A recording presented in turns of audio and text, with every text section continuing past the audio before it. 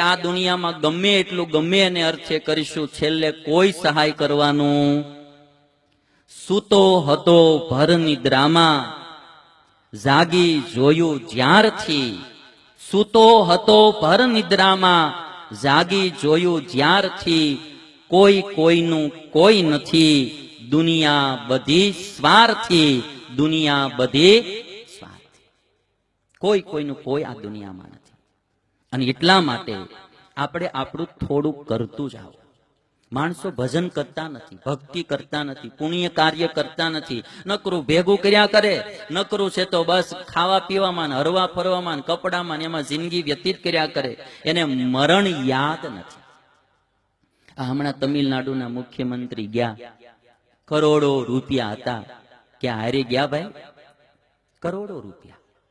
જયારે income tax વાળાએ દરોડો પાડ્યો તો તેથી 10,000 તો હાડી નીકળી હતી. કેટલી? ઘરેથી 10,000 હાડી, અને હાડી 700 જોડ ચપ્પલ નીકળ્યા હતા.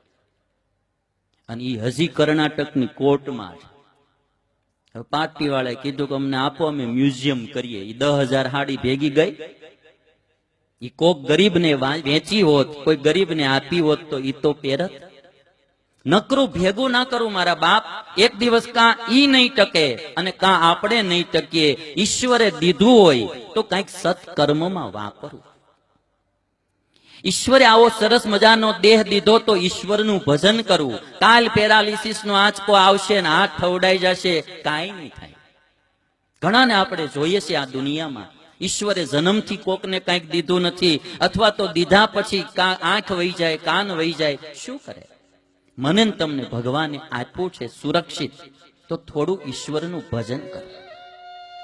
મંદિરે જાવું, દંડવત પ્રણામ કરવા, પ્રદક્ષિણા કરવી, હરિનું નામ લેવું. રૂપિયાનો ખર્ચો નથી ભાઈ, પણ એ તમારા ઈષ્ટદેવ હોય એનું થોડું ભજન ભક્તિ કરવા. આથી એને કોઈ સહાય નથી કરી. અને એક મુદ્દો આ પ્રસંગમાંથી, કે જે મગર હતો ને, એ મગર રાજા હતો, અને આ જે હાથી હતો ને રાજા હતો, પણ એ બધું પોતાનું કર્તવ્ય છોડી અને ભજનમાં બેસી ગયેલો.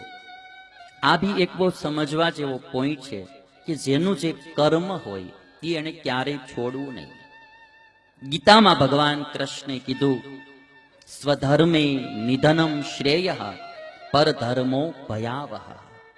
જે પોતાનો ધર્મ છે એનું માણસે પાલન કરવું છે. અત્યારે આપણે નરેન્દ્ર